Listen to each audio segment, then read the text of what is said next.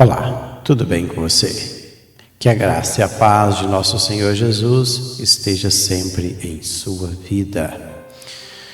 Hoje estarei dando continuidade com a minha exposição, a carta de Paulo aos Coríntios. Eu já expus até o capítulo 6 e hoje estarei dando continuidade aí indo para o capítulo 7 desta carta. Vai falar sobre o afeto de Paulo para com os irmãos ali da igreja de Corinto e outros assuntos que estão contidos nesse capítulo, que é pequeno. Vamos lá. Está aí. Capítulo 7. Interessante que esse capítulo ele não tem uma epígrafe, ele não tem aí um título logo no início. Interessante, não sei. Os tradutores não colocaram, mas é o afeto de Paulo para com a igreja de Corinto. Vamos lá.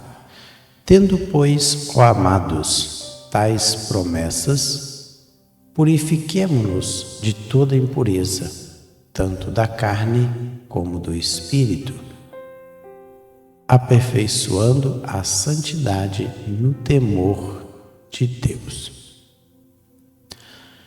Interessante que ele chama aqui os irmãos de Corinto de amados, o adjetivo agapetos, que é estimado, querido, merecedor do amor, ou de amor, digno merecedor de amor, ou seja, a igreja de Corinto.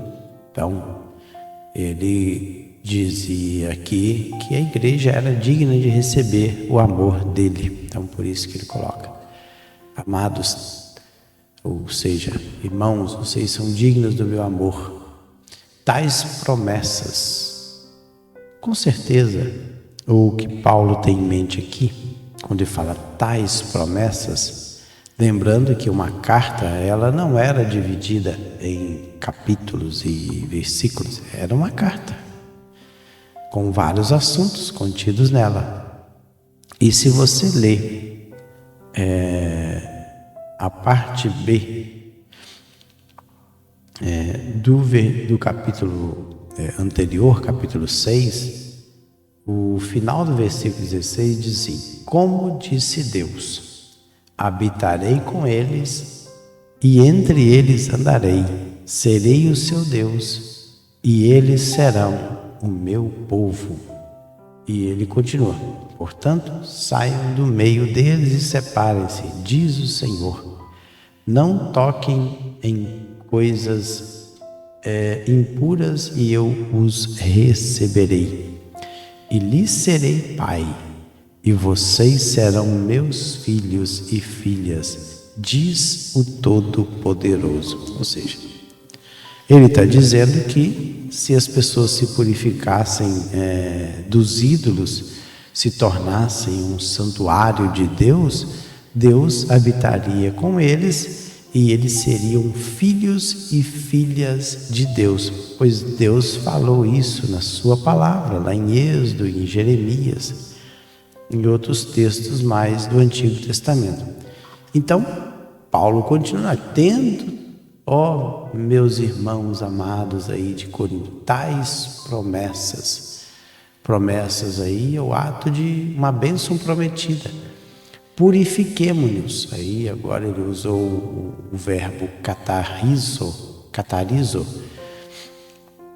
que é no sentido de tornar limpar da sujeira, no sentido moral, remover pela limpeza, livrar da contaminação do pecado e das culpas, de toda a impureza. Impureza aí é molusmos, contaminação, ato pelo qual algo é feito impuro, ou seja, limpar de toda a contaminação.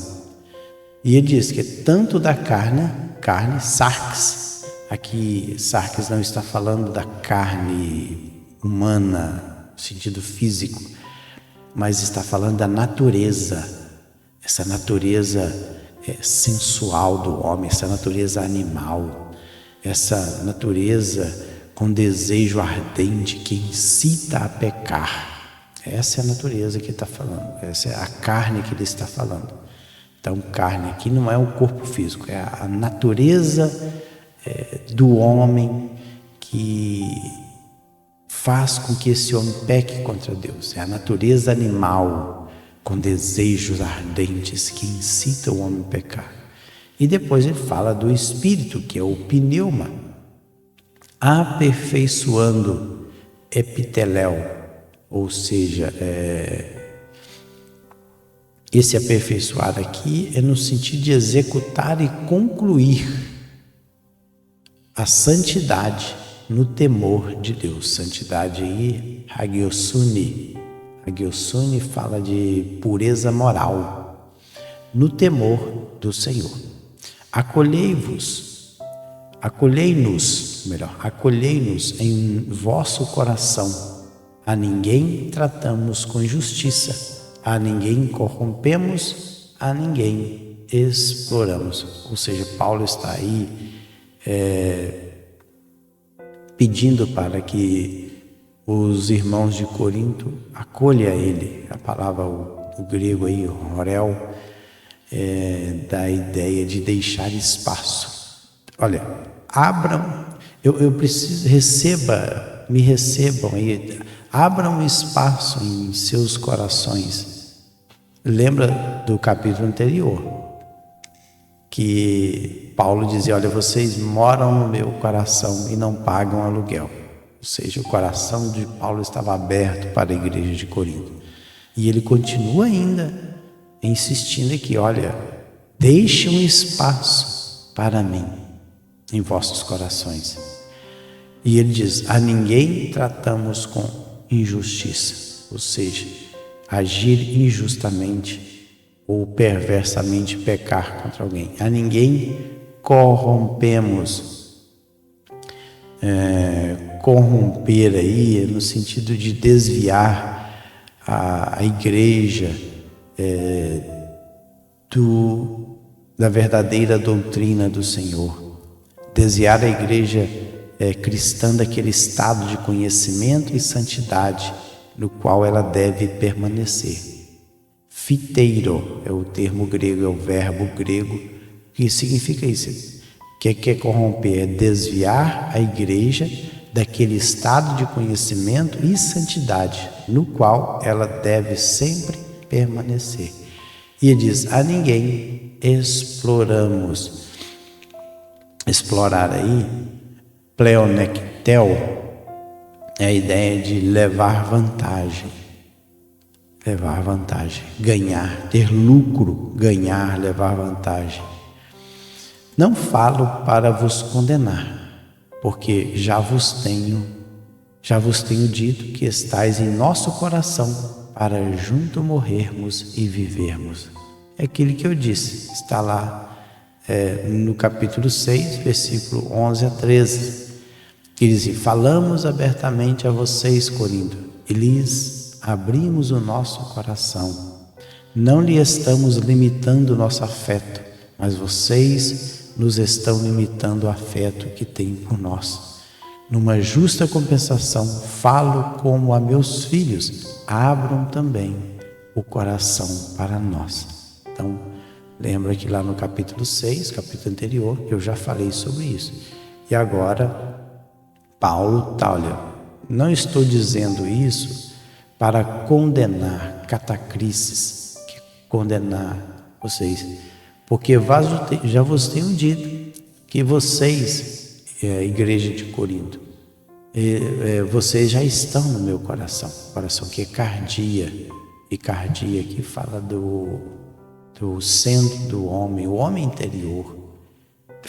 Cardia também fala do órgão em si, o órgão pulsante, mas fala o centro, o lugar da vida espiritual. Fala da alma, a mente, como o lugar, fonte dos pensamentos, dos propósitos e das afeições. Para junto, olha, morrermos e vivermos. E ele continua aqui, muito é a minha fraqueza para convosco. Com certeza Paulo aqui está sendo irônico. Paulo, em alguns momentos da sua carta, ele usa de ironia, isso é normal. Muito grande é a minha fraqueza para convosco, e muito me glorio por vossa causa. Sinto-me grandemente confortado e transbordante de júbilo em toda a nossa tribulação. Porque sempre Paulo estava passando por tribulações. E ele diz que é muito grande, é polos, numeroso é a minha fraqueza, parrécia. A parrécia ou melhor, eu errei aqui, não é fraqueza, é franqueza. Franqueza aqui, agora que eu vi que o verbo, o substantivo feminino aqui é parrécia. E parrécia é liberdade em falar abertamente. Então não é fraqueza, é franqueza. Muito é a minha franqueza. Franqueza, parrécia, esse substantivo, é falar abertamente. Liberdade para falar. Eu tenho muita liberdade para falar com vocês. Porque Paulo foi aquele apóstolo que plantou a igreja em Corinto. Por isso que ele tinha liberdade para falar. Então, eu tenho liberdade para falar para convosco. E muito me glorio. Gloriar aqui é calreces, que é o ato de gloriar, de jactar-se, de ufanar-se por vossa causa. Sinto-me grandemente confortado. E grandemente, novamente, aqui ele vai usar a palavra plero, estar totalmente cheio. Totalmente cheio. E confortado. Confortado, o substantivo feminino é paraclesis. E paraclesis dá ideia também de consolo, descanso. Está totalmente aí encorajado com isso. E transbordante, olha aí, o perpericeu, ou seja, abundar além da medida, excessivamente de júbilo. Júbilo aí é rara, é alegria, satisfação de pessoas que são o prazer de alguém. Ou seja, vocês são o meu prazer em toda a nossa tribulação. E aí, o termo tribulação, ele usa o termo tlipsis, que é o ato de prensar, passar por aflição mesmo, angústia, dilemas. E ele continua, deixa eu ver se dá para ir mais, são 16 versos, eu vou até o 8 vai ser possível. E agora ele vai falar a respeito da chegada de Tito. Olha, porque chegando nós à Macedônia, nenhum alívio tivemos, pelo contrário, em tudo fomos atribulados, lutas por fora, temores por dentro. Porém Deus, que conforta os abatidos, nos consolou com a chegada de Tito. Ou seja, Paulo, ele preocupava com os cooperadores, com os colegas de trabalho, de ministério. E Paulo, ele estava preocupado com a vida de Tito. Tito, aquele mesmo que ele escreve uma carta. Então, ele escreve 2 cartas pastorais, uma para Tito, que foi enviado para a ilha de Creta, e ele escreve 2 cartas pastorais para Timóteo. E Tito é um dos tais companheiros de trabalho de Paulo. Por isso, porque chegando nós à Macedônia, nenhum alívio aí, anesses, descanso, relaxamento, eu não consegui relaxar. Por quê? Nenhum alívio, nenhum relaxamento. Não fiquei tranquilo, não fiquei aliviado, não fiquei descansado. E eu falei, pelo contrário. tudo fomos atribulados. Tribo aí é pressionado, oprimido, estreitado, contraído esse verbo. Lutas, ele diz que lutas, marrê, combate. Por fora, aí do lado exterior. E temores aí a palavra phobos, temores é medo, aquilo que espalha medo. Medo por dentro, é soten, na alma, medo na alma. Então Paulo era um ser humano normal, nós somos. Tinha suas lutas, tinha os seus medos, que temor aqui é medo. Só que o medo aqui é o medo por dentro, o medo da alma. Por quê? Por causa das lutas que Paulo estava passando. E aí, ele agradece muito ao Senhor, olha só. Porém, Deus que conforta os abatidos, nos consolou com a chegada de Tito. Interessante aí. Chegada de Tito, ou seja, mais um companheiro de trabalho que estava fazendo a obra, e Paulo nesse momento aqui de lutas e tribulações, de medo por dentro, aí Deus envia Tito, porém Deus que conforta, Paracaléu aqui é aquele que está para consolar, encorajar. E é Deus que faz isso, porém Deus que nos encoraja, que nos consola. Os abatidos, ou seja, tapei-nos aqui, abatido pela tristeza, deprimido, nos consolou, olha aí ele usou o verbo, aqui usou o verbo paracaléu, nos conforta, consola. E aqui, novamente, ele vai usar o verbo paracaléu novamente. Poderia ser que conforta os abatidos, nos confortou com a chegada de Tito. Ou seja, nos confortou aqui, nos consolou, como eu já disse, no sentido de encorajar, de confortar com a chegada de Tito. Quem que é Tito? É o companheiro de trabalho de Paulo. E olha só. E não somente com a sua chegada, mas também pelo conforto que recebeu de vós, referindo-nos à vossa saudade, o vosso pranto, o vosso zelo por mim, aumentando assim meu regozijo. Muito provável, Tito, como Paulo aqui, quando ele escreveu, ele estava na Macedônia, olha, porquanto chegando nós à Macedônia, ou seja, Paulo estava na Macedônia, aqui no norte da Grécia, está lá em cima, e Corinto está lá embaixo, na península do Peloponeso, então está lá embaixo, bem embaixo mesmo. E quando ele estava lá em cima, na parte de cima, ele veja que ele estava atribulado, triste, abatido, por algum motivo. Então, ele recebe a visita, a chegada de Tito. E ele falou assim, e o Senhor nos consolou o nosso coração com a chegada de Tito. E não somente com a sua chegada, olha só, mas também pelo conforto.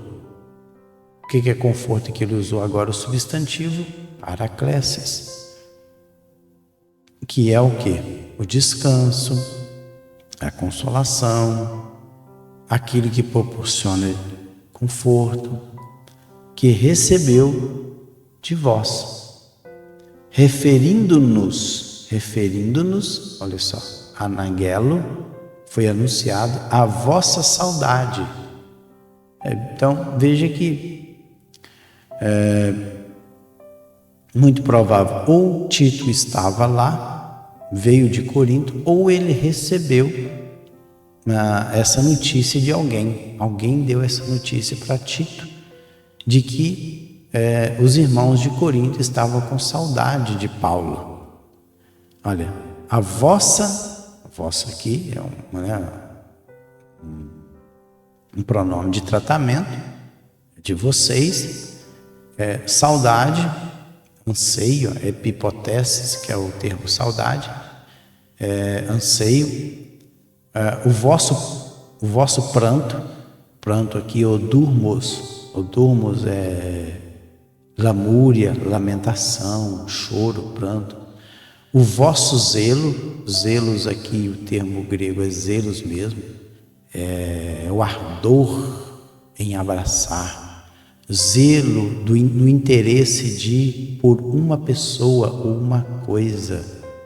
E também essa palavra pode ser traduzida por ciúmes, mas aqui é zelo mesmo, o cuidado, o interesse para com a pessoa de Paulo. Por isso que é o vosso zelo por mim, ou seja, o interesse por mim, aumentando assim o meu regozijo. A palavra regozijo é rairo.